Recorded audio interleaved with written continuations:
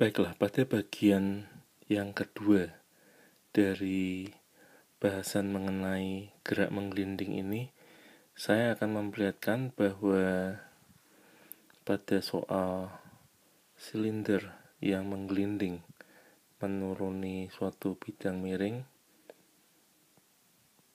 ketika sampai di bawah akan memiliki kecepatan yang besarnya akar 4/3 GH. Namun pada kesempatan ini kita akan menggunakan analisa gaya.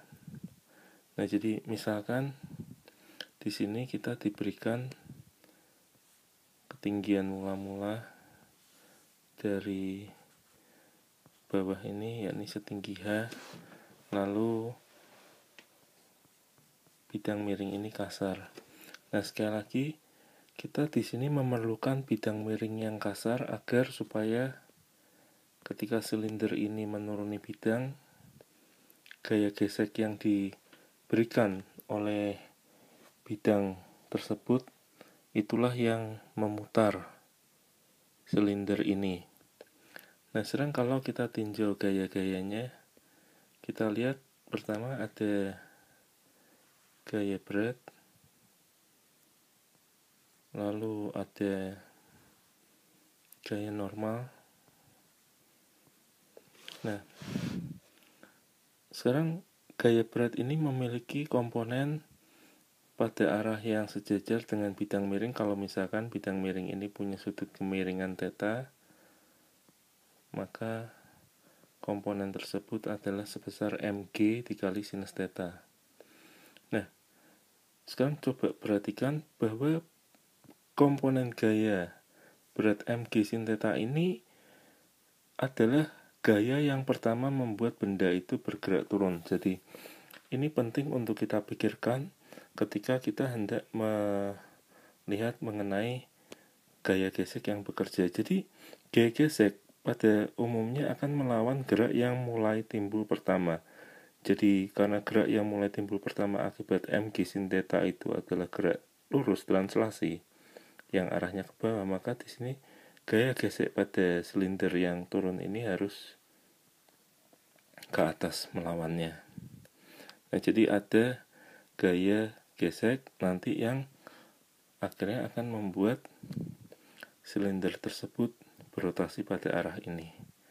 Nah, sekarang kita akan menggunakan dua analisa. Yang pertama yakni karena pada gerak menggelinding ada gerak lurus, jadi kita akan memikirkan gaya totalnya yang sama dengan massa dikali percepatan. Jadi pada arah gerak ini ada mg sin theta lalu dikurangi gaya gesek sama dengan m dikali a.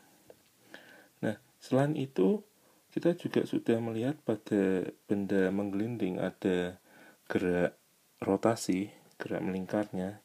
Dalam hal ini kita akan menggunakan sigma tau, sigma momen gaya sama dengan inersia dikali alfa.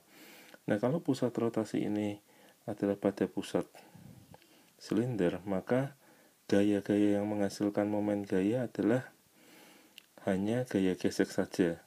Jadi gaya mg ini tidak menghasilkan momen gaya, juga gaya normal ini tidak menghasilkan momen gaya karena arah dari garis kerja mereka melalui titik pusat rotasi tersebut. Nah, sekali lagi jadi ada momen gaya yang hanya ditimbulkan oleh gaya gesek. Jadi nilainya sebesar gaya gesek dikali jari-jari, dan ini positif karena arah momen gaya yang dihasilkan oleh gaya gesek tersebut searah dengan putarannya. Lalu sama dengan inersia dari silinder setengah mr kuadrat. Lalu alfa di sini kalau dia menggelinding jadi akan sama seperti analisa tentang komponen di titik singgung ini, yakni ada percepatan A dan juga ada percepatan alfa dikali R. Jadi untuk menggelinding A ini harus sama dengan alfa dikali R. Oleh karena itu alfa ini dapat kita substitusi A dibagi R. Nah, ini R bisa kita coret. Jadi gaya geseknya bisa kita substitusi nanti, yakni sebesar setengah MA.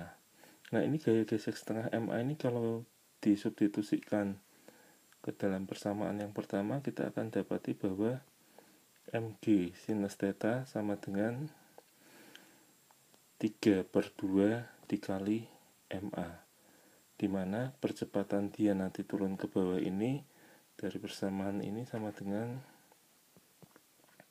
2/3 dikali G sinus theta.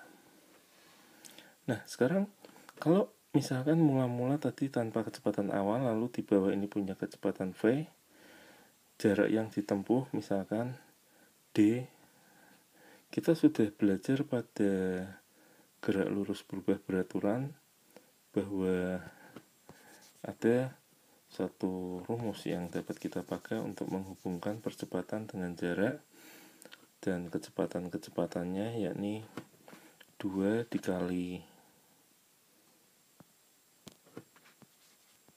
percepatan dikali jarak sama dengan kecepatan akhir kuadrat dikurangi kecepatan awal kuadrat.